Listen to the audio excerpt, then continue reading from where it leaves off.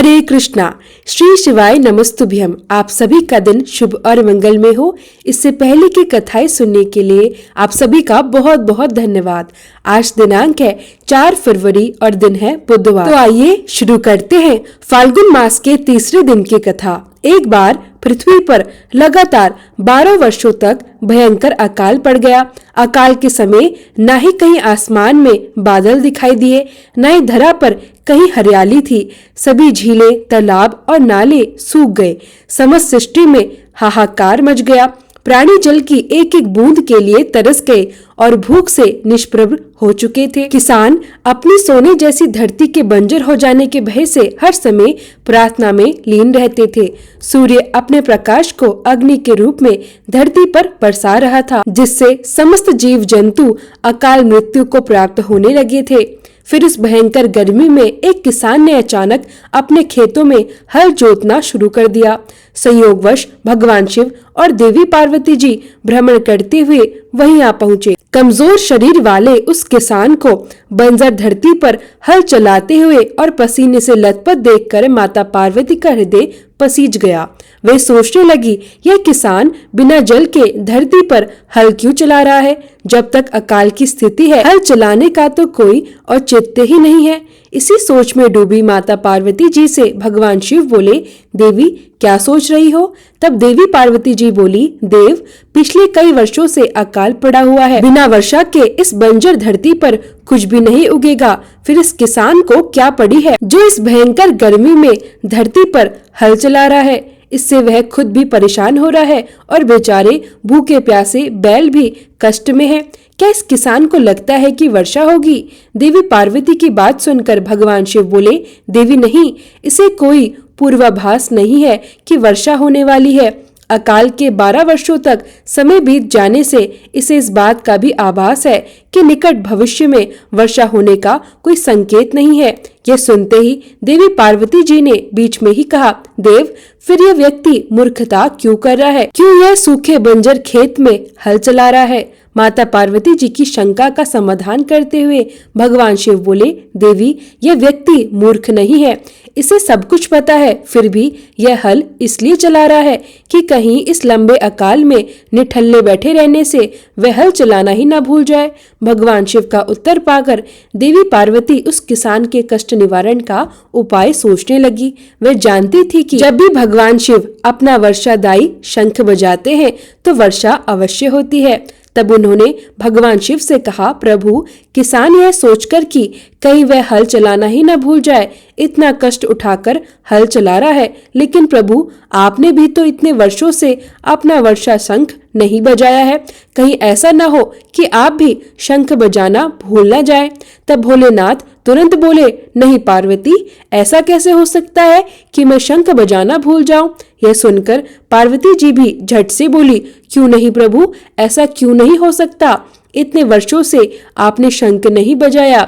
ऐसे में हो सकता है इस किसान की तरह आप भी शंख बजाना ही भूल जाएं।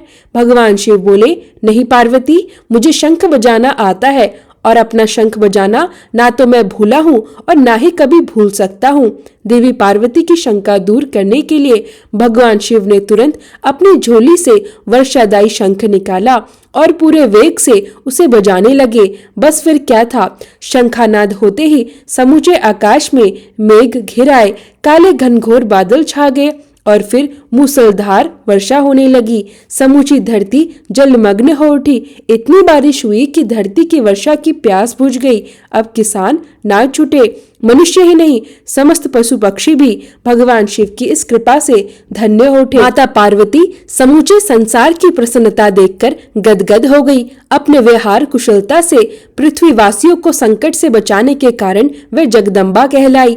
मुस्कुराते हुए माता पार्वती ने कहा, स्वामी, आप तो सचमुच भोले भंडारी हैं। भगवान शिव भी समझ चुके थे कि देवी पार्वती ने बार बार शंख बजाने का आग्रह क्यों किया था। तो यह थी भोले शंकर की कृपा की अनुपम कथा। अब सुनिए फाल्गुन मास महात्म्य में आज का पावन अध्याय। श्री सूत जी कहते हैं, त्रयोदशी तिथि की संध्या को प्रदोष काल कहा गया है। प्रदोष काल के समय भगवान महादेव कैलाश पर्वत के रजत भवन में आनंद पूर्वक नृत्य करते हैं और समस्त देवगण उनके दिव्य गुणों का स्तवन करते हैं। इसी कारण धर्म, अर्थ, काम और मोक्ष की इच्छा रखने वाले पुरुषों को चाहिए कि वह प्रदोष काल में नियम पूर्वक भगवान शिव की पूजा करे, हवन करे, कथा श्रवण करे और उनके गुणों का गान करे। जो मनुष्य दरिद्रता के अंधकार से अंधे हो चुके हैं, जो संसार रूपी भव सागर में डूबे हुए हैं और भय से व्याकुल रहते हैं, उनके लिए यह प्रदोष व्रत पार लगाने वाली नौका के समान है। भगवान शिव की श्रद्धा से की गई पूजा से मनुष्य दरिद्रता, अकाल मृत्यु, दुख तथा पर्वत के समान भारी ऋण के भार को शीघ्र ही दूर कर लेता है और समाज में सम्मान का पात्र बन जाता है। इसी कर्म में विदर्भ देश में सत्यरथ नाम से प्रसिद्ध एक राजा थे। वे सभी धर्मों में तत्पर, धीर, सुशील और सत्य प्रतिज्ञ थे। धर्म पूर्वक पृथ्वी का पालन करते हुए उनका बहुत सा समय सुखपूर्वक बीत गया। समय बीतने पर शाल्व देश के राजाओं ने विदर्भ नगर पर आक्रमण कर दिया और चारों ओर से नगर को घेर लिया। अपनी राजधानी को शत्रुओं से घिरी हुई देखकर विदर्भराज विशाल सेना के साथ युद्ध के लिए निकल पड़े। बलवान शाल्व देश के क्षत्रियों के साथ राजा का अत्यंत भीषण युद्ध हुआ। शाल्व की बहुत बड़ी सेना मारी गई, किंतु अंत में विदर्भराज भी शत्रुओं के हाथों मारे गए। मंत्रियों सहित उस महारथी वीर राजा के मारे जाने पर जो सैनिक जीवित बचे वह भयभीत होकर भाग खड़े हुए। उसी समय विदर्भराज की पत्नी सत्यरंजना नगर से निकलकर पश्चिम दिशा की ओर चली गई। उस समय वह गर्भवती थी। प्रातःकाल धीरे धीरे मार्ग से जाती हुई उस साध्वी रानी ने बहुत दूर का रास्ता तय किया। कुछ आगे जाकर उसने एक स्वच्छ और सुंदर तालाब देखा और उसके किनारे शोभायमान एक छायादार वृक्ष के नीचे विश्राम करने बैठ गई। भाग्यवश उसी निर्जन स्थान में उस वृक्ष के नीचे पतिव्रता रानी ने शुभ मुहूर्त में उत्तम गुणों से युक्त एक पुत्र को जन्म दिया।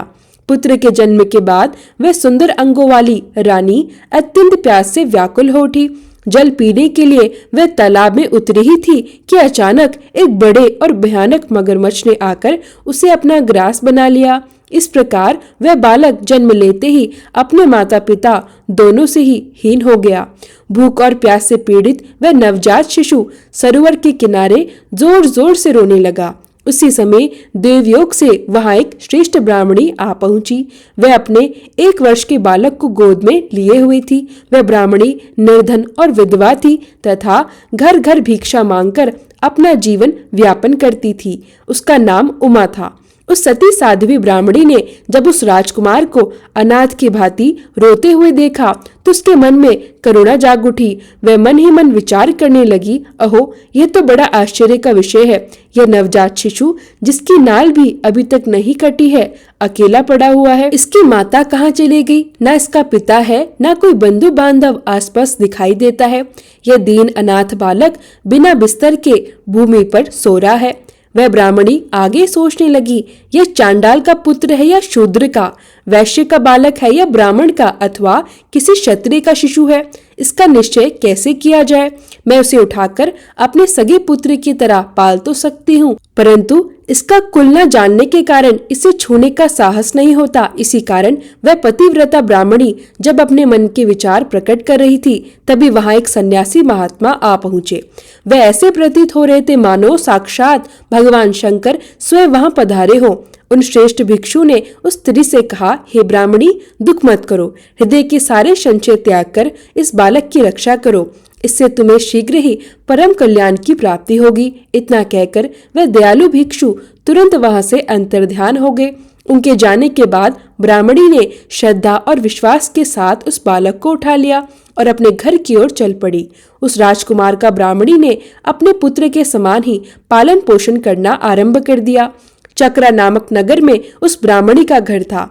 वह भिक्षा में मिले अन्न से अपने पुत्र और उस राजकुमार को दोनों का पालन करने लगी।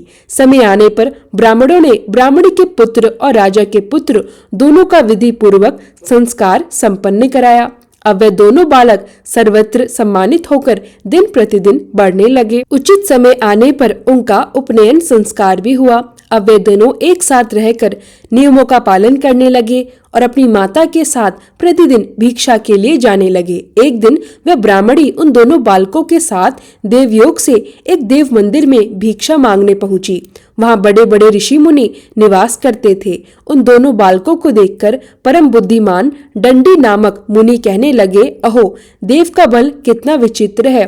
कर्मों का उल्लंघन करना किसी भी जीव के लिए अत्यंत कठिन है।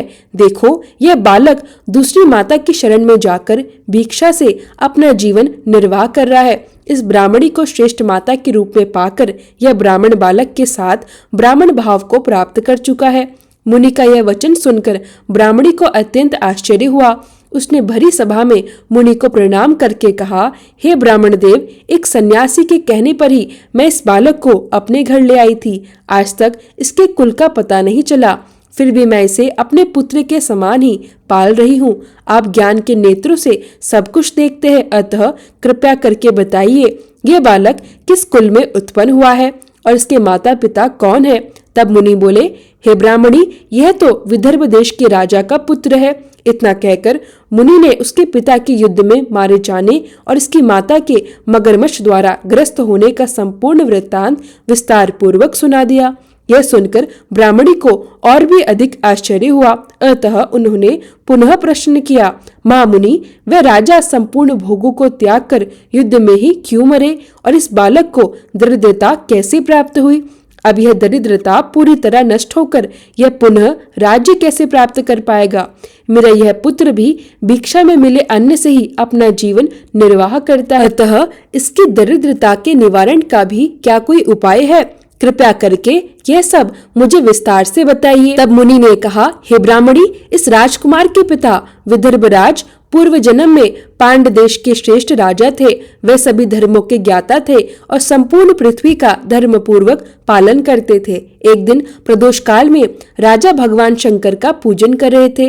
वे बड़ी भक्ति के साथ त्रिलोकीनाथ महादेव की आराधना में पूर्णतः लीन थे। उसी समय नगर में चारों ओर बड़ा भारी कोलाहल मच गया। उस उत्कट शब्द को सुनकर राजा ने बीच में ही भगवान शंकर की पूजा छोड़ दी और नगर में शोभा फैलाने की आशंका से राजभवन से बाहर निकल गए। उसी समय राजा का महाबली मंत्री एक शत्रु को पकड़कर उनके समीप ले आया।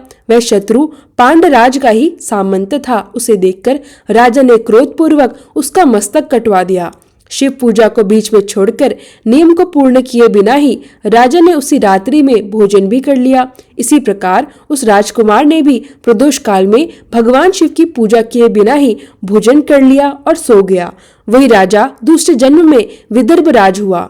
शिव जी की पूजा में विघ्न पड़ने के कारण शत्रु ने उसे सुख भोग के बीच में ही मार डाला। पूर्व जन्म में जो उसका पुत्र था, वही इस जन्म में भी पुत्र रूप में उत्पन्न हुआ। शिव पूजा का उल्लंघन करने के कारण यह बालक गरीबी को प्राप्त हुआ है। इसकी माता ने भी अपने पूर्व जन्म में छल से अपनी सौतन की हत्या कर दी थी। उसी महान पाप के फलस्वरूप वह इस जन्म में ग्रह दोष के कारण मारी गई। मैं सत्य कहता हूँ, परलोक के हित की बात कहता हूँ। मैं शास्त्रों का सार और उपनिषदों का हृदय कहता हूँ। इस भयंकर और असार संसार को प्राप्त हुए जीव के लिए ईश्वर के चरणारविंदों की सेवा ही एकमात्र सार वस्तु है। जो मनुष्य प्रदोष काल में अनन्य चित्त होकर परमेश्वर के चरणारविंदों की पूजा करते हैं, वह इसी संसार में सदा बढ़ने वाले धन्य धान्य, स्त्री, पुत्र, सौभाग्य और संपत्ति से सबसे श्रेष्ठ होते हैं। हे ब्राह्मणी, यह तुम्हारा पुत्र पूर्व जन्म में एक उत्तम ब्राह्मण था। इसने अपनी संपूर्ण आयु केवल दान लेने में ही व्यतीत कर दी। यज्ञ आदि सत्कर्म कभी नहीं किए। इसी कारण यह इस जन्म में दरिद्रता को प्राप्त हुआ है। उस दोष के निवारण के लिए अब इसे भगवान शंकर की शरण में जाना चाहिए। श्री सूत जी कहते हैं, मुनि के इस प्रकार कहने पर साध्वी ब्राह्मणी ने उन्हें प्रणाम किया और शिव पूजन की विधि का क्रम पूछा। तब मुनि बोले, मनुष्य दोनों पक्षों की त्रयोदशी तिथि को निराहार रहकर व्रत करे, सूर्यास्त से 3 घड़ी पूर्व स्नान करे, फिर श्वेत वस्त्र धारण करे। इसके पश्चात धीर पुरुष संध्या, जप आदि नित्य कर्म विधि पूर्वक पूर्ण करके मौन धारण करे और शास्त्र विधि के अनुसार भगवान शिव की पूजा प्रारंभ करे। भगवत विग्रह के सामने की भूमि को नए निकाले हुए शुद्ध जल से भली भांति लीप पोत कर एक सुंदर मंडल बनाए। धोती वस्त्र आदि से उस मंडल को चारों ओर से घेर दे। ऊपर से चंदोवा आदि लगाकर फल फूल और नए अंकुरों से उसे सजाए। मंडल के मध्य की भूमि पर 5 रंगों से युक्त एक विचित्र कमल बनाए। उसी पर एक स्थिर और उत्तम आसन बिछाकर बैठे। हृदय में भक्ति भाव धारण करके पूजन की सभी सामग्री एकत्रित करे। इसके पश्चात पवित्र भाव से शास्त्रोक्त मंत्रों द्वारा देवपीठ का आवाहन करे। फिर क्रमशः आत्मशुद्धि और भूत शुद्धि करके 3 प्राणायाम करे। इसके बाद बिंदु युक्त बीजाक्षरों द्वारा विधि पूर्वक मात्र का न्यास करे। फिर परा देवता का ध्यान करे। मात्र न्यास की विधि पूर्ण करे। तत्पश्चात परम शिव का ध्यान करे। पीठ के वाम भाग में गुरु को प्रणाम करे। दक्षिण भाग में गणेश जी को मस्तक झुकाए। दोनों अंशों कंधों और जांघों में धर्म ज्ञान वैराग्य और ऐश्वर्य का न्यास करे। नाभि और पार्श्व भाग में अधर्म अज्ञान अवैराग्य और अनैश्वर का न्यास करे। हृदय में अनंत आदि का न्यास कर देवपीठ पर मंत्र न्यास करे। फिर हृदय में कमल की सुंदर भावना करे जो 9 शक्तियों से युक्त परम सुंदर हो। उस कमल की कणिका में कोटि कोटि चंद्रमाओं के समान प्रकाशमान उमापति भगवान शिव का ध्यान करे। भगवान के 3 नेत्र हो। मस्तक पर चंद्रमा का मुकुट सुशोभित हो। जटाएं कुछ कुछ पीली हो और रत्न जट किरीट से अलंकृत हो। कंठ में नील चिन्ह शोभा पाए। अंग अंग से उदारता झलकती हो। सर्पों के हार से उनकी शोभा बढ़ी हो। एक हाथ में वरद और दूसरे में अभय मुद्रा हो। फरसा धारण किए हुए हो। नागों के कंकण केयूर और मुद्रिकाएं धारण किए हो। व्याघ्र चर्म पहने रत्न में सिंहासन पर विराजमान हो। उनके बाएं भाग में गिरिराज नंदिनी उमा देवी का चिंतन करे। इस प्रकार महादेव और गिरिजा देवी का ध्यान कर क्रमशः गंध आदि से मानसिक पूजा करे। 5 वैदिक मंत्रों से पूर्वदित विधि द्वारा पूजा करे। फिर मूल मंत्र से 3 बार हृदय में पुष्पांजलि अर्पित करे। इसके पश्चात सिंहासन पर महादेव जी का पुनः पूजन आरंभ करे। पूजा के आरंभ में श्रद्धा और एकाग्रचित होकर संकल्प का पाठ करे। इसके बाद दोनों हाथ जोड़कर मनी मन भगवान शिव का ध्यान और आवाहन करे और विनय भाव से कहें, हे भगवान शंकर, आवरण पातक दुर्भाग्य और दरिद्रता आदि के नाश के लिए तथा मेरे संपूर्ण पापों का विनाश करने के लिए मुझ पर प्रसन्न होइए। मैं दुख और शोक की अग्नि में जल रहा हूँ। संसार के भय से पीड़ित हूँ। अनेक प्रकार के रोगों से व्याकुल और अत्यंत दीन हूँ।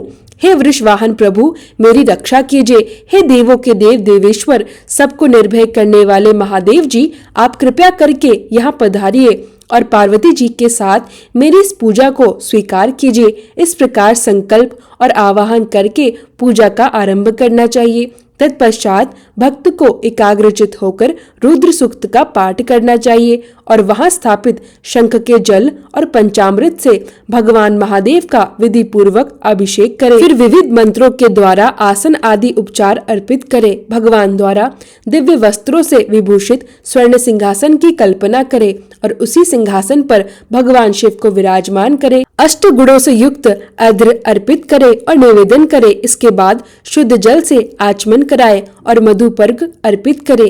फिर पुनः आचमन के लिए जल देकर मंत्रोच्चार पूर्वक स्नान कराए। इसके बाद यज्ञोपवीत वस्त्र और आभूषण अर्पित करे। परम पवित्र अष्टांग युक्त चंदन चढ़ाए। इसके पश्चात बिल्वपत्र मंदार लाल कमल धतूरा कनेर सनई के फूल चमेली कुशा तुलसी जूही चंपा भटक अपामार्ग और करवीर, इनमें से जो भी पुष्प उपलब्ध हो वह सभी भगवान शिव को श्रद्धा सहित अर्पित करे। इसके अतिरिक्त नाना प्रकार के सुगंधित पुष्प निवेदित करे। फिर लाल चंदन से उत्पन्न धूप और निर्मल दीप अर्पित करे। इसके बाद हाथ धोकर घी नमकीन साग मिठाई पुआ शक्कर और गुड़ से बने पदार्थ तथा खीर का नैवेद्य भोग लगाए। मधु दही और जल भी अर्पित करे। उस खीर का ही मंत्र द्वारा प्रज्वलित अग्नि में हवन करे। यह होम शास्त्रोक्त विधि से आचार्य के निर्देश अनुसार संपन्न करना चाहिए। भगवान शंकर को नैवेद्य अर्पित करने के बाद मुख शुद्धि के लिए उत्तम तांबूल अर्थात पान अर्पित करें। फिर धूप आरती सुंदर छत्र और उत्तम दर्पण वैदिक एवं तांत्रिक मंत्रों द्वारा विधि पूर्वक समर्पित करें। यदि इतनी सामग्री जुटाने की सामर्थ्य न हो या धन का अधिक अभाव हो तो अपने सामर्थ्य के अनुसार ही भगवान की पूजा करें।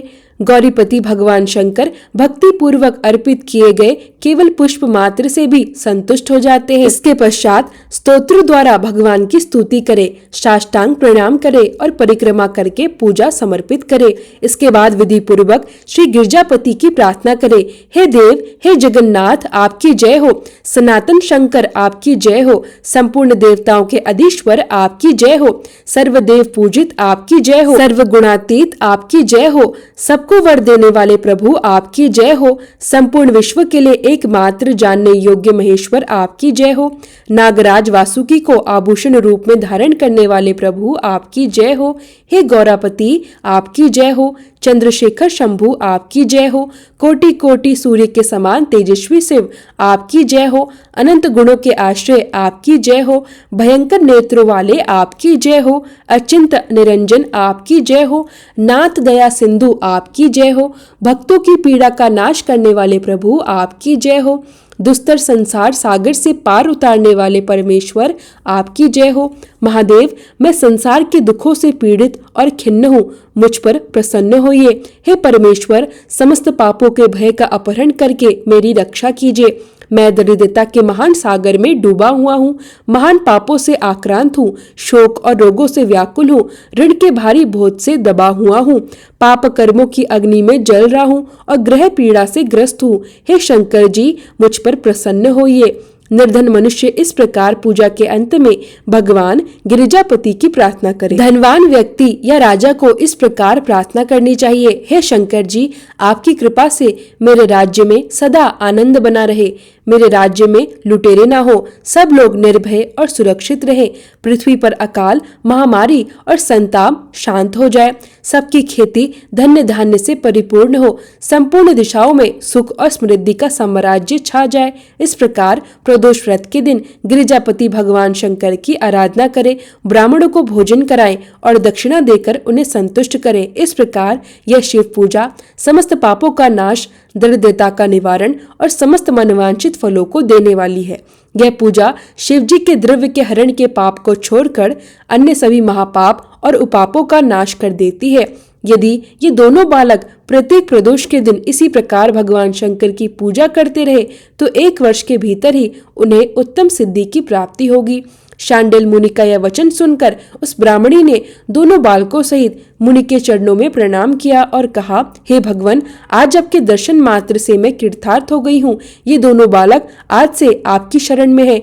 हे ब्राह्मण, यह मेरा पुत्र है, इसका नाम शुचिव्रत है, और यह राजकुमार है जिसका नाम मैंने धर्मगुप्त रखा है। ये दोनों बालक और मैं आपके चरणों के दास हैं। हम इस घोर दरिद्रता के सागर में गिरे हुए हैं, आप हमारा उद्धार कीजिए। इस प्रकार शरण में आई ब्राह्मणी को मुनि ने अमृत के समान मधुर वचनों से आश्वस्त किया और दोनों बालकों को भगवान शंकर की आराधना की मंत्र विद्या का उपदेश दिया, जिसके बाद दोनों बालक और ब्राह्मणी मुनि की आज्ञा लेकर वहां से चले गए। मुनिवर के उपदेश अनुसार दोनों बालक प्रत्येक प्रदोष व्रत के दिन पार्वती वल्लभ शिवजी की आराधना करने लगे। इस प्रकार से पूजा करते हुए द्विज कुमार और राजकुमार के 4 महीने सुखपूर्वक बीत गए। एक दिन द्विज कुमार अर्थात वह ब्राह्मणी का पुत्र राजकुमार को साथ लिए बिना ही नदी के तट पर स्नान करने के लिए गया और वहां मौत से तैरकर इधर उधर घूमता रहा। वहां झरने के जल के आघात से खाई की भूमि कट जाने से उसमें गड़ा हुआ एक बड़ा भारी खजाने का कलश चमक रहा था, जिस पर ब्राह्मण कुमार की दृष्टि पड़ी। उसे देखकर वह सहसा हर्ष और कौतूहल में भरकर उसके पास गया और उसे देवता की कृपा से प्राप्त हुआ मानकर सिर पर लेकर घर को चला गया और घर के भीतर उस घड़े को रखकर अपनी माँ से कहने लगा, माँ, यह भगवान शंकर का प्रसाद तो देखो, जिन्होंने दया करके घड़े के रूप में खजाना दिखला दिया। तब उस पतिव्रता ब्राह्मणी ने राजकुमार को भी बुलाकर कहा, पुत्रो, इस खजाने के घड़ों को तुम दोनों आपस में बराबर बराबर बांट लो। माता की बात को सुनकर ब्राह्मण के पुत्र को प्रसन्नता हुई, किंतु राजकुमार उनसे कहने लगा कि माँ, यह तुम्हारे ही पुत्र के पुण्य से प्राप्त हुआ है, इसलिए मैं इस खजाने को बांटकर नहीं लेना चाहता हूँ। अपने पुण्य से प्राप्त हुए खजाने का ये स्वयं ही उपभोग करे। वह दयालु भगवान शंकर तो मुझ पर भी कृपा करेंगे। इस प्रकार प्रसन्नता पूर्वक भगवान शंकर की पूजा करते हुए उन दोनों कुमारों का उसी घर में 1 वर्ष बीत गया। एक दिन वह राजकुमार उस ब्राह्मण कुमार के साथ बसंत ऋतु में वन में भ्रमण करने के लिए गया। कुछ दूर जाने पर उन्होंने सैकड़ों गंधर्व कन्याओं को परस्पर क्रीड़ा करते हुए देखा। उन्हें देखकर ब्राह्मण कुमार ने दूर से ही राजकुमार से कहा, यहाँ से आगे जाना उचित नहीं है, क्योंकि उधर स्त्रियां विहार कर रही हैं। स्वच्छ अंतकरण वाले विद्वान पुरुष स्त्रियों का सामीप्य त्याग देते हैं और यह रमणीय छल करने वाली तथा वाणी द्वारा अनुनय विनय करने में कुशल होती है। यह पुरुषों को अपनी दृष्टि मात्र से ही मोहित कर लेती है। इसलिए अपने धर्म में तत्पर ब्रह्मचारी कभी भी स्त्रियों के पास जाकर उनसे वार्तालाप न करे। ऐसा कहकर ब्राह्मण कुमार तो लौट पड़ा और दूर जाकर खड़ा हो गया, किंतु राजकुमार अकेला ही निर्भय होकर स्त्रियों की उस क्रीड़ा स्थली की ओर चला गया।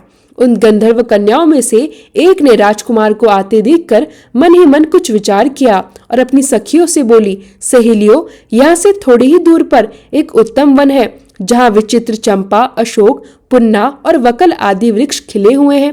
वहां जाकर तुम सब लोग फूल तोड़ो, तब तक मैं यहीं बैठी हुई हूँ। तुम फूलों को इकट्ठा करके पुनः यहाँ आ जाना। उसके इस प्रकार आदेश देने पर सखियां तो वन के भीतर चली गई और वह गंधर्व कन्या राजकुमार पर नजर लगाए वही खड़ी रही।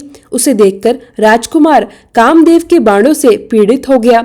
गंधर्व कन्या ने अपने पास आए हुए राजकुमार को बैठने के लिए कोमल पल्लवों का आसन दिया और पूछा, हे कमल नयन, तुम कौन हो, किस देश से यहाँ आए हो और किसके पुत्र हो? इस प्रकार पूछने पर राजकुमार ने अपना पूरा परिचय बतलाया कि मैं विदर्भ राज का पुत्र हूँ। मेरे माता पिता बचपन में ही मर गए हैं।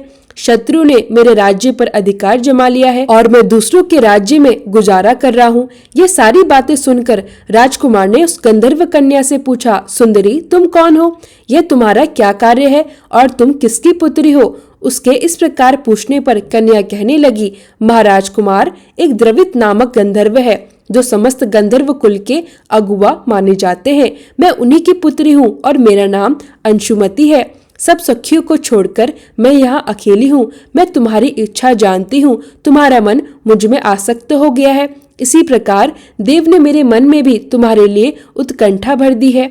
अब हम दोनों का स्नेह कभी भंग नहीं होना चाहिए। ऐसा कहकर गंधर्व कुमारी ने शीघ्र अपने गले से मोती का हार निकालकर प्रेम पूर्वक राजकुमार को भेंट कर दिया। उस अद्भुत हार को देखकर राजकुमार ने पूछा, मैं एक बात कहता हूँ, मैं राजहीन और निर्धन हूँ। मेरी प्रिया कैसे होना चाहती हो? मूर्ख स्त्री की तरह अपने पिता की आज्ञा का उल्लंघन करके अपनी इच्छा के अनुसार आचरण क्यों कर रही हो? यह सुनकर गंधर्व कन्या ने कहा, प्रियतम, आपका कहना बिल्कुल ठीक है। मैं पिता की आज्ञा के विरुद्ध कभी कुछ नहीं करूंगी। आप इस समय अपने घर को पधारिए और परसों प्रातःकाल पुनः यही दर्शन दीजिए। आपसे हमारा एक आवश्यक कार्य है। ऐसा कहकर अपनी सखियों के आ जाने पर वह गंधर्व कन्या उनके साथ वहां से चली गई। राजकुमार भी अत्यंत हर्षित होकर ब्राह्मण कुमार के पास लौट आया।